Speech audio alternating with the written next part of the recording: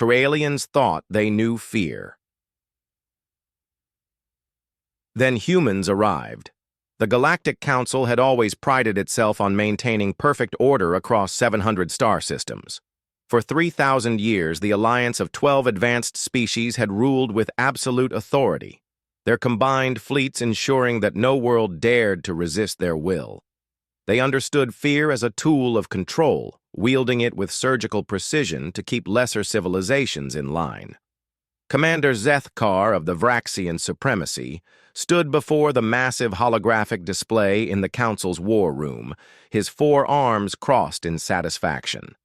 The latest conquest had been particularly swift.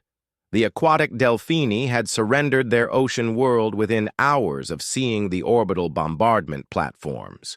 Fear, as always, had proven more effective than actual violence. "Another successful integration," announced Council Speaker Thaneros, her crystalline form shimmering with approval. "The Delphini will provide excellent mining labor for the deep-sea operations." Zethkar nodded, his scaled head gleaming under the chamber's artificial light.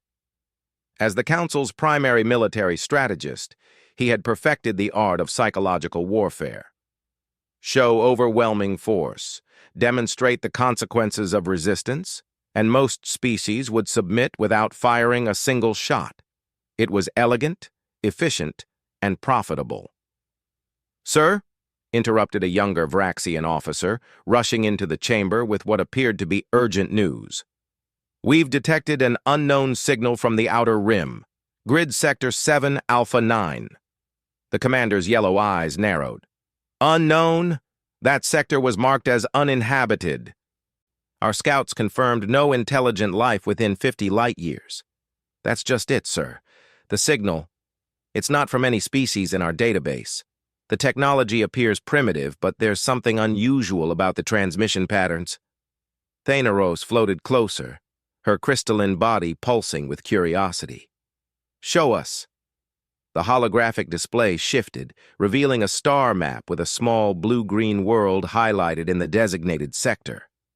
The planet appeared unremarkable, a standard Class M world with adequate water coverage and breathable atmosphere, nothing that should have concerned the mighty Galactic Council. "The signals are coming from this planet," the officer continued. "We've designated it as Terra 3. Initial scans show a civilization that has barely achieved space travel. They've only managed to reach their own moon and establish a few orbital stations." Commander Zethkar laughed, a harsh sound that echoed through the chamber. "A primitive world making noise? This hardly seems worth the Council's attention." "Agreed," said Thaneros.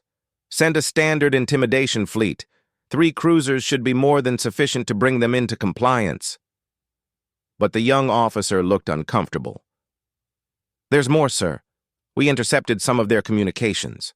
They call themselves humans, and their reaction to detecting our ships was unexpected." "Unexpected how?" Zethkar demanded. "Most species immediately attempt to communicate or flee when they detect our presence. These humans, they started broadcasting something they called music directly at our scout ships." The council members exchanged glances. In 3,000 years of galactic conquest, they had never encountered such a response. Fear, anger, desperate attempts at negotiation, these were normal. But music? Perhaps they're trying to demonstrate their cultural sophistication, suggested council member Zarion, his insectoid features clicking thoughtfully. Some species attempt to prove their worth through artistic displays. Or they're too primitive to understand the threat, added another council member. Rural worlds sometimes react with celebration, thinking visitors are divine beings. Zethkar pulled up more detailed scans of the planet. The readings showed a world teeming with activity, massive cities connected by intricate transportation networks, industrial complexes that stretched across continents, and perhaps most surprisingly, evidence of ongoing conflicts. Despite being a single-species world, these humans appeared to be fighting among themselves with remarkable enthusiasm. Interesting, he mused. They haven't achieved planetary unity, yet they've reached space. Most species only develop interplanetary travel after resolving internal conflicts. All the more reason to subjugate them quickly, Thanaros declared. A divided species will be easier to control. Commander, prepare the intimidation protocols. 3 cruisers, standard deployment. Zethkar hesitated, studying the data more carefully. Something about this human civilization nagged at him, though he couldn't identify exactly what. Their technology seemed inconsistent, primitive in some areas, surprisingly advanced in others. Their population centers showed signs of both cooperation and conflict existing side by side. It was as if they had developed in a completely different pattern from every other known species. "Sir," the young officer prompted, "your orders?" "Deploy the fleet as ordered," Zethkar commanded, pushing aside his doubts. "But I want continuous monitoring. Something about this species feels different." 3 days later, the Vraxian intimidation fleet arrived at the edge of the Sol system. The 3 cruisers were massive vessels, each stretching over 2 kilometers in length and bristling with enough firepower to glass an entire continent. They had never failed to inspire immediate surrender. Captain Mordak commanded the lead cruiser, the Inexorable. He had overseen hundreds of successful intimidation missions, and this one should have been routine. Position the ships where they could be easily detected, broadcast the standard surrender demands, wait for the inevitable capitulation. But as the fleet took position near the planet's outer moon, something unexpected happened. Instead of panicked communications or desperate attempts at negotiation, the humans responded with what their databases later identified as rock music, specifically something called "Welcome to the Jungle." "Sir," reported the communications officer, "they're broadcasting on all frequencies. The message appears to be musical in nature." Captain Mordak frowned. "Are they trying to communicate through sound patterns?" "Unknown, sir. But there's more. We're detecting massive energy spikes across their planet. They appear to be mobilizing their entire military." This was unusual, but not necessarily concerning. Many species attempted futile military resistance before accepting reality. What bothered Mordak was the speed and coordination of the human response. Most civilizations took days to organize any kind of unified reaction to alien contact. These humans had their entire planet's military activated within hours. "Sir, we're receiving a transmission, audio and visual." "Put it through." The main screen flickered to life, showing a human male in what appeared to be a military uniform. He was sitting calmly behind a desk, completely at ease, despite having alien warships in his system. No signs of fear, panic, or even particular concern. "Greetings," the human said, his voice steady. "I'm Admiral Chen of the United Earth Defense Force. We've been expecting you." Expecting them? That was impossible. The humans had only just developed interplanetary travel. How could they have been expecting an alien contact? "You will surrender your world immediately," Mordak broadcast back, following the standard protocol. "Any resistance will result in the complete destruction of your civilization." The human admiral smiled, an expression that, according to the database, typically indicated pleasure or amusement. "That's quite a threat. Mind if I show you something in return?" Before Mordak could respond, his tactical officer called out in alarm. "Sir, massive energy readings! Something's coming around the far side of their moon." On the screen, a human vessel emerged from behind Earth's satellite. It was smaller than the Vraxian cruisers, perhaps half their size, but something about its design made Mordak's blood run cold. Where Galactic Council ships were smooth and elegant, this human vessel looked like it had been built for one purpose only: war. The ship was angular and aggressive, covered in armor plating and bristling with weapon ports. Its very appearance suggested violence in a way that the sophisticated council designs never did. It looked like something that had been forged in conflict and tempered by warfare. "Impressive, isn't it?" Admiral Chen continued conversationally. "We call her the Defiant. She's our newest heavy cruiser. We've been building ships like her for the past 50 years, ever since we realized we probably weren't alone in the universe." "One ship?" Mordak scoffed, though he felt a strange unease. "Against 3 of our cruisers." "Oh, you misunderstood," the Admiral replied, that same calm smile never wavering. "That's not one ship." The tactical display exploded with new contacts. Ships emerged from asteroid fields, from behind planets, from positions that should have been impossible to hide in.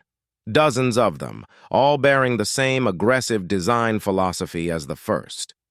"You see," Admiral Chen explained, "humans have been fighting wars for our entire history. We've gotten quite good at it. And when we realized that there might be other species out there, we asked ourselves one very important question. What if they're not friendly?" Mordak stared at the display in growing alarm. The human fleet now numbered over 40 vessels, and they were moving with a precision that spoke of extensive military training. More importantly, their formation suggested tactics that the Galactic Council had never encountered, aggressive, forward-moving strategies that prioritized offense over defense. "So we prepared," the Admiral continued. "We built ships designed for war, not exploration. We trained our crews for combat, not peaceful contact. And we made sure that if anyone came to our system with threats, they'd find exactly the kind of fight they were looking for." The human fleet was now surrounding the Vraxian ships, moving with coordinated precision that demonstrated extensive tactical planning. These weren't the desperate maneuvers of a primitive species. This was the coordinated assault of a military force that had been preparing for exactly this scenario. "You cannot threaten the Galactic Council," Mordak declared, though his voice lacked its earlier confidence.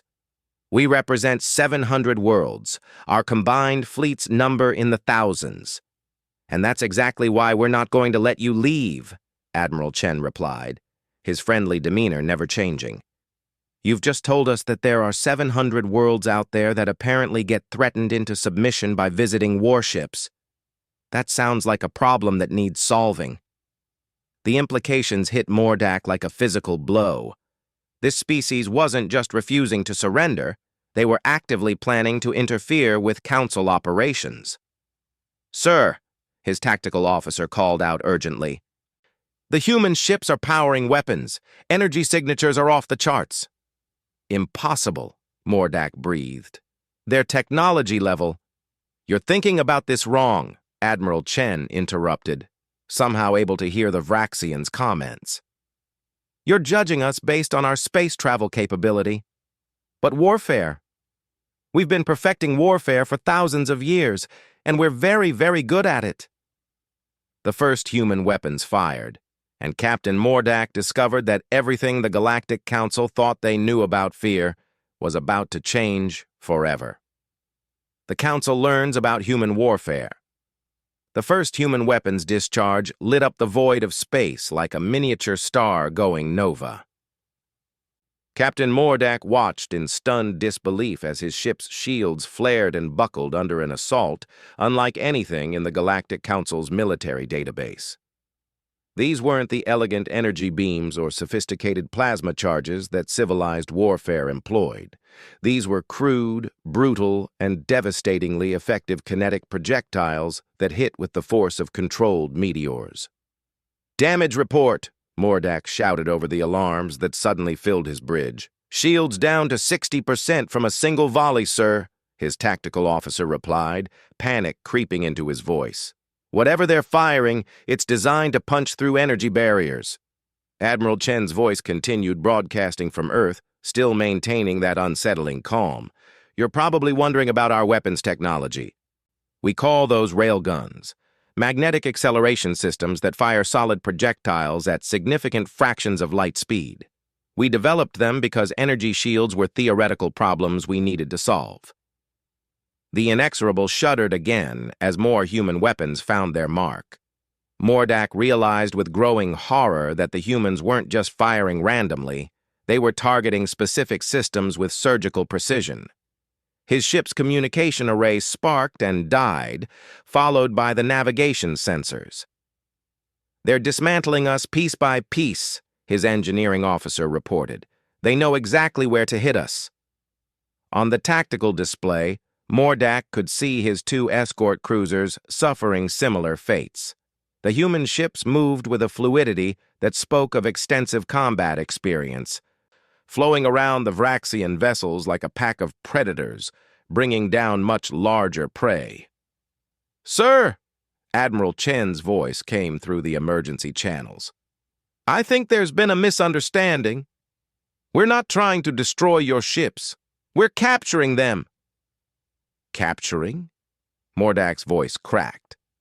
No species had ever attempted to capture Council vessels. The very concept was unthinkable. "We want to study your technology, learn about your civilization, and most importantly, find out exactly how many worlds you've been terrorizing with these intimidation fleets." The human tactics were unlike anything in Council military doctrine. Instead of trying to destroy the enemy quickly and efficiently, they were systematically disabling specific systems while keeping the ships intact. It was a level of precision that suggested not just advanced technology, but extensive practice at naval combat. "How is this possible?" Mordak wondered aloud. "You're a primitive species. You've barely achieved interplanetary travel." "You keep saying that," Admiral Chen replied, "but I think you're confusing technological advancement with military capability. Yes, we're new to space travel, but we've been fighting wars on our planet for our entire history. We know combat in ways that your peaceful galactic civilization probably never imagined." As if to emphasize the point, the human ships executed a maneuver that made Mordak's military training recoil in horror. Instead of maintaining safe distances and exchanging long-range fire, the human vessels moved in close, dangerously close by Council standards. They were operating at ranges where collision was a constant threat, using their proximity to maximize the effectiveness of their weapons while minimizing the Vraxian ship's ability to maneuver. "They're fighting like they don't care about casualties," Mordak breathed. "That's because we don't," Admiral Chen confirmed, having somehow intercepted the comment. "Every human crew out here volunteered for this mission knowing it might be a one-way trip. We've been preparing for alien contact for decades, and we decided long ago that if that contact came in the form of threats, we'd rather die fighting than live as slaves." The concept was so foreign to Council thinking that Mordak struggled to process it. Galactic warfare was a civilized affair. Sophisticated ships conducting elegant battles with minimal casualties and clear rules of engagement. The idea of deliberately accepting massive losses to achieve victory was barbaric, primitive, and apparently devastatingly effective. "Sir, they've disabled our engines," his engineering officer reported. "We're dead in space." Around him, Mordak could see that his escort ships were suffering the same fate. The human fleet had systematically stripped away their ability to fight or flee, all while keeping the crews alive and the ships relatively intact. "This concludes the military demonstration portion of our meeting," Admiral Chen announced. "Now let's talk about the future of human-galactic relations." 3 days later, Commander Zethkar stood before an emergency session of the full Galactic Council, his 4 arms trembling with barely contained rage and something he refused to acknowledge as fear. The data he had received from the Sol system defied everything the Council thought they knew about warfare, technology, and civilized behavior. "The intimidation fleet was not destroyed," he reported to the assembled representatives. "It was captured.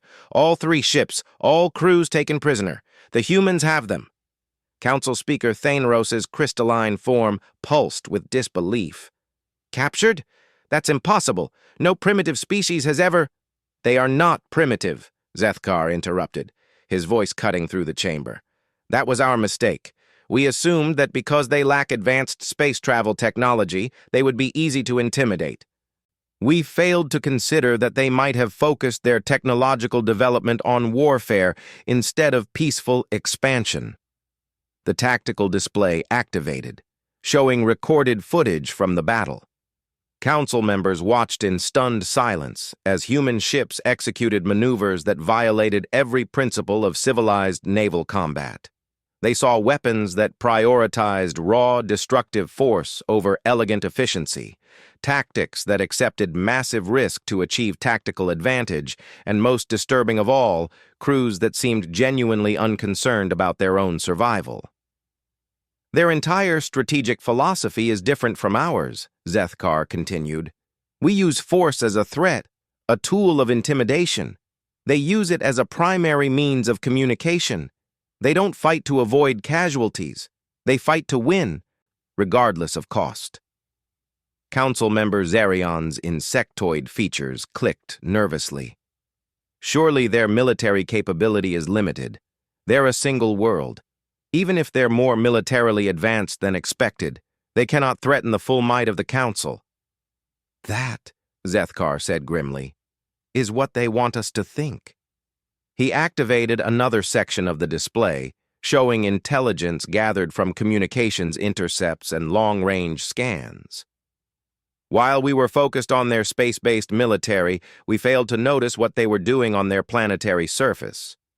The images showed massive industrial complexes, manufacturing facilities that operated at a scale that dwarfed most Council military production. More troubling were the launch facilities, hundreds of them, scattered across every continent, all designed to rapidly deploy spacecraft. They're not just building individual ships, Zethkar explained. They're building industrial infrastructure designed for massive military expansion. Their entire civilization appears to be oriented around the assumption that they will eventually need to fight a galaxy-spanning war. Impossible, Thanaros declared.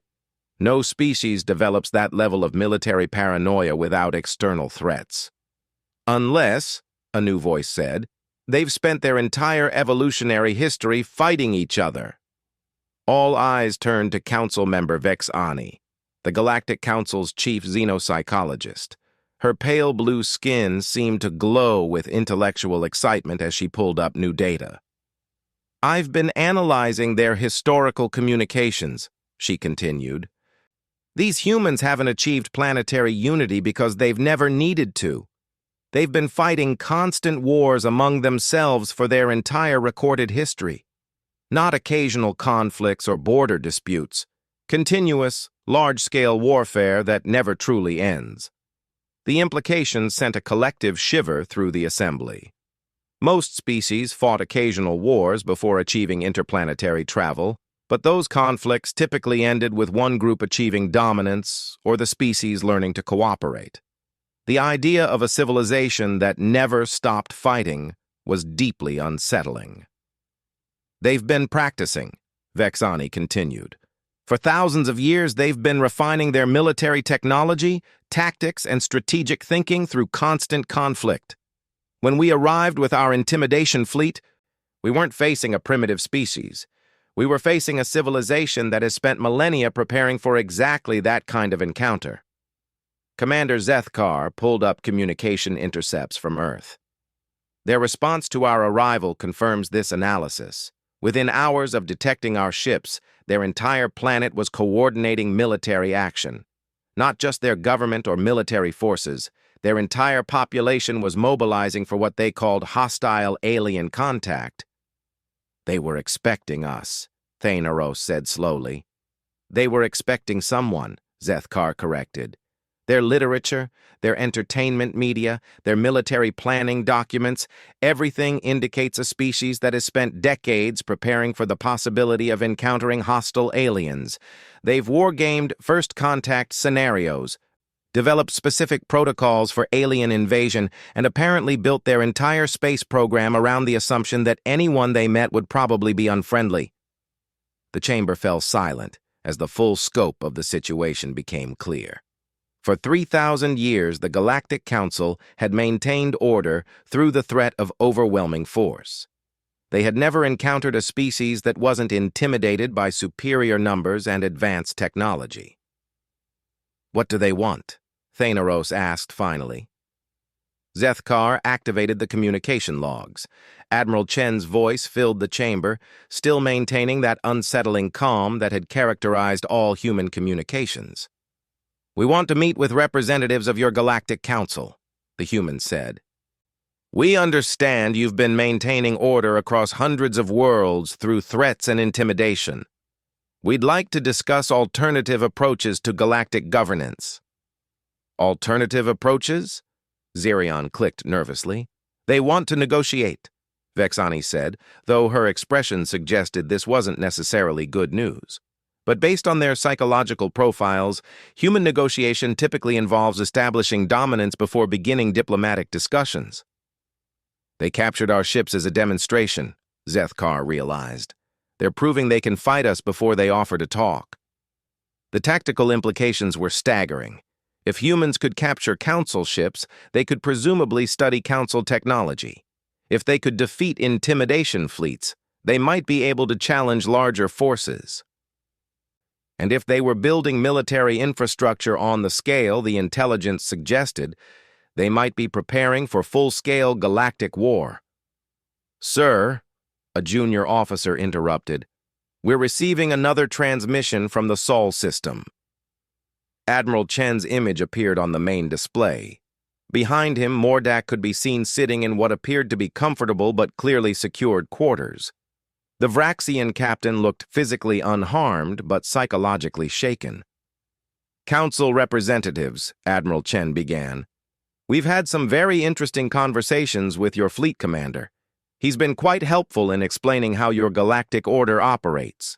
Intimidation fleets, tribute systems, forced labor conscription, very enlightening." The human leaned forward slightly, and for the first time, his friendly demeanor showed a hint of something much more dangerous. "We've decided that your current approach to galactic governance is unacceptable. We're prepared to discuss alternatives, but those discussions will take place here, in the Sol system, under human terms." The message was clear. The Galactic Council's representatives would come to the humans, not the other way around. It was a complete reversal of the power dynamic that had governed galactic politics for millennia. "And if we refuse?" Thanaros asked. Admiral Chen's smile never wavered, but his eyes went completely cold. "Then you'll discover that humans have very different ideas about acceptable casualties in warfare than your species do. We're perfectly willing to fight a galaxy-spanning war if that's what it takes to end your intimidation campaigns." The transmission ended, leaving the council chamber in stunned silence. For the first time in 3,000 years, the Galactic Council was being threatened, and for the first time in their lives, the council members were beginning to understand what fear actually meant. The new Galactic Order. 6 months after first contact, the Grand Council chamber on Nexus Prime had been transformed into something unrecognizable.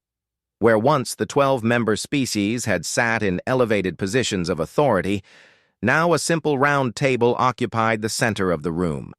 The symbolism was intentional and unmistakable. No species would sit above any other in these new negotiations. Admiral Chen sat calmly at the human delegation's position, flanked by General Rodriguez and Dr. Sarah Kim. Across from them, the various alien representatives struggled to adjust to a dynamic they had never experienced, being equals rather than rulers. Commander Zethkar studied the humans with a mixture of professional respect and personal unease.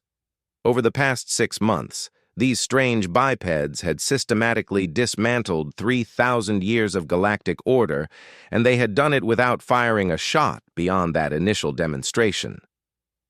"The tribute systems will end immediately," Admiral Chen was saying, his tone conversational but absolutely inflexible.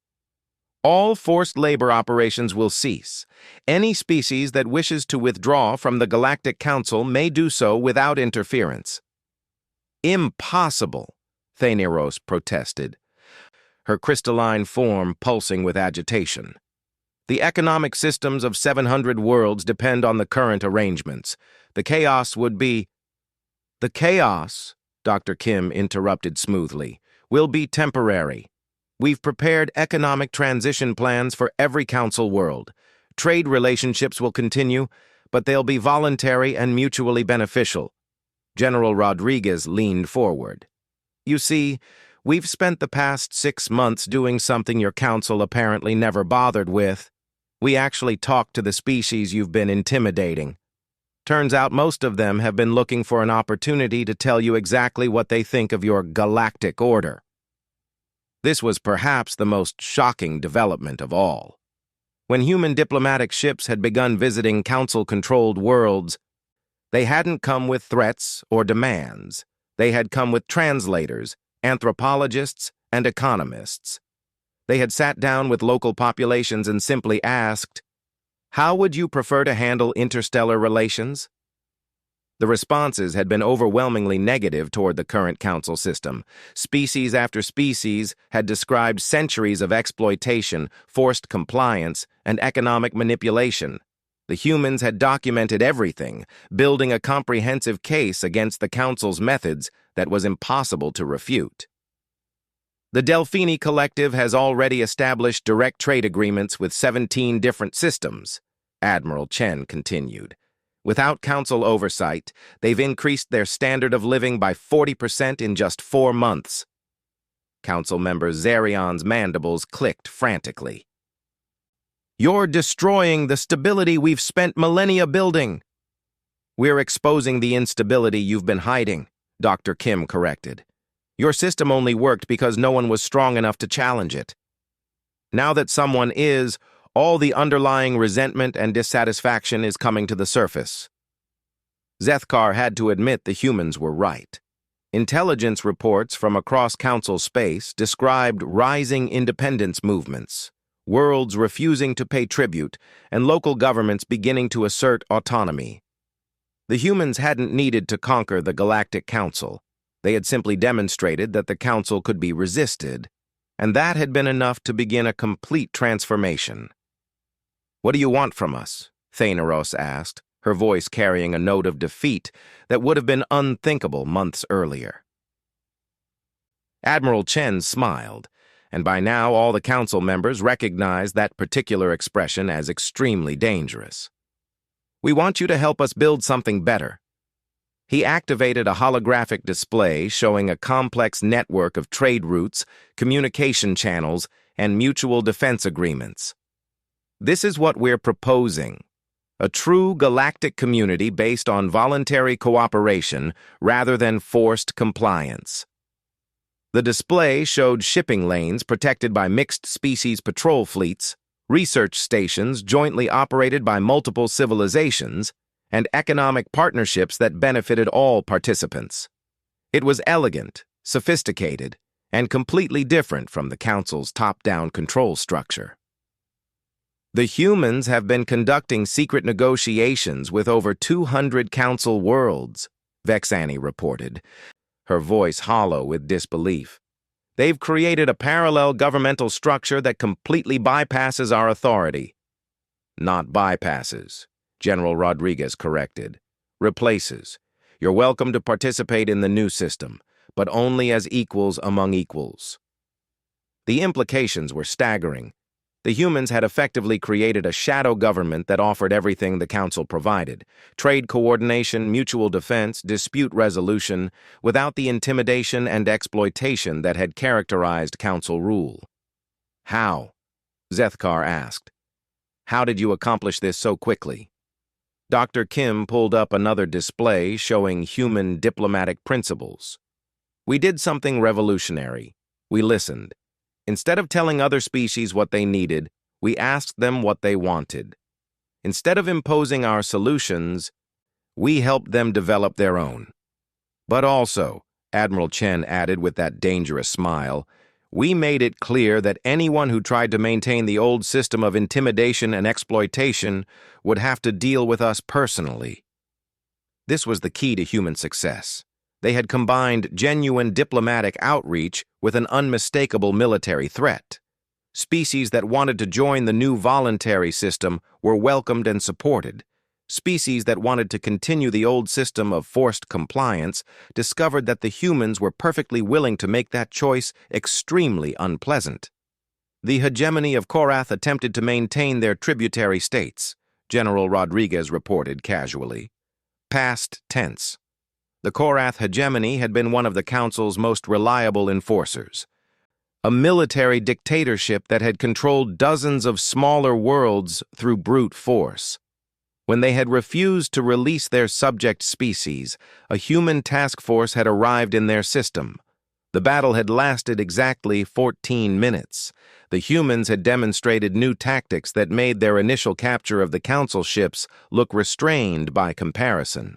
They had systematically dismantled the Korath fleet while broadcasting the entire engagement to every world in the sector, making it clear that the old system of might makes right had been permanently replaced.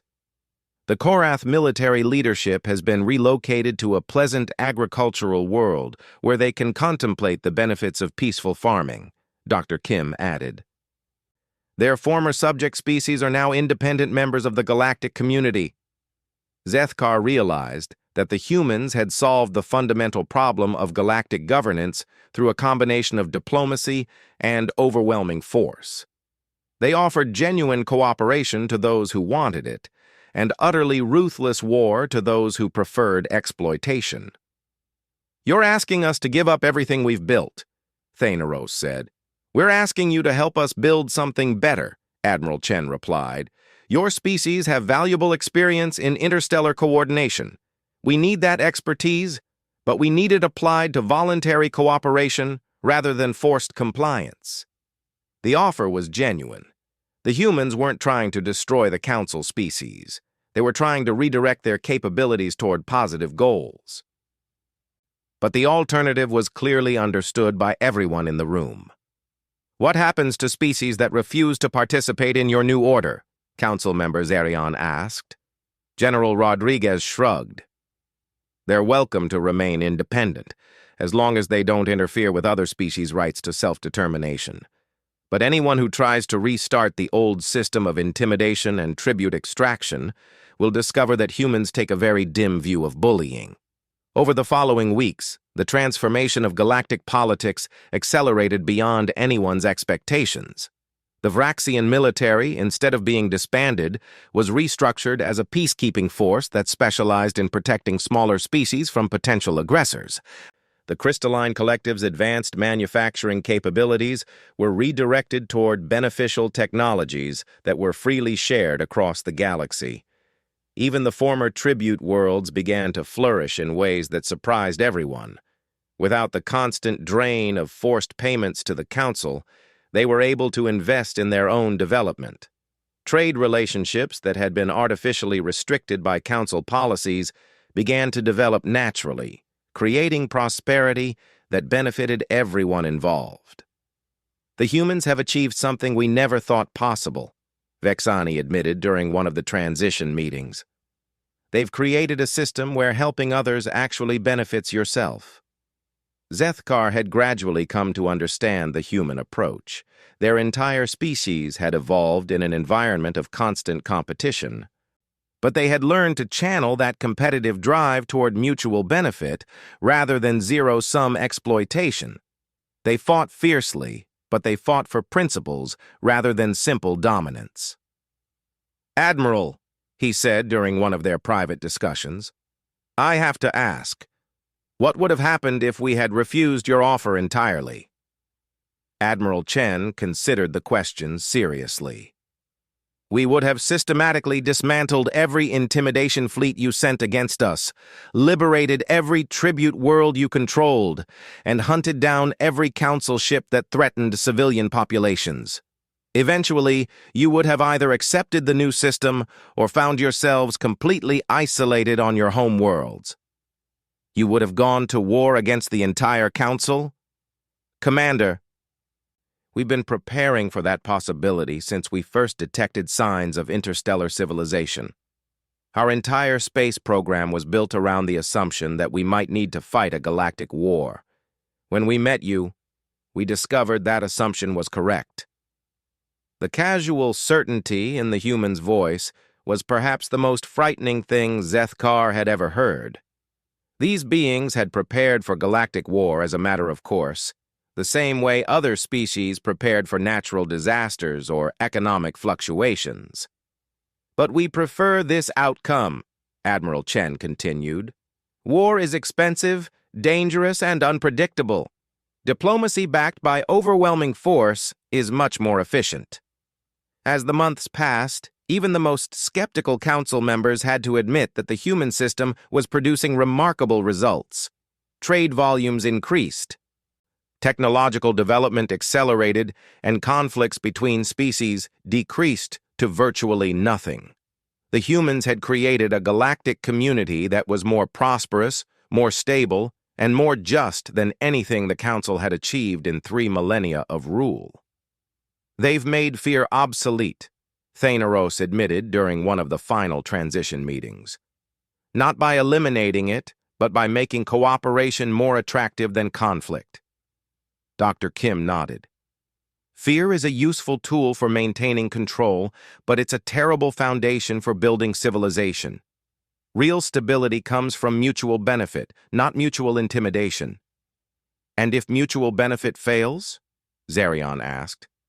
General Rodriguez smiled with an expression that reminded everyone present exactly why the human approach had been so successful.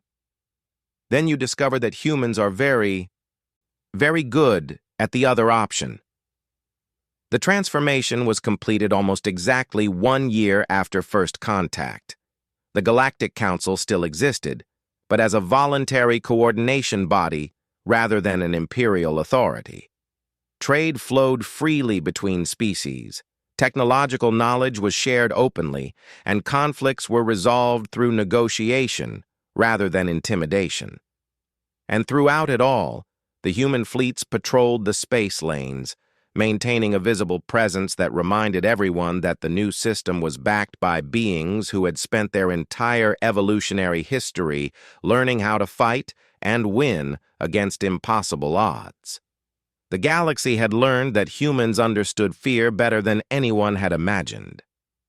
They understood it so well that they had found something much more powerful, the promise that anyone who chose cooperation over exploitation would never need to be afraid again.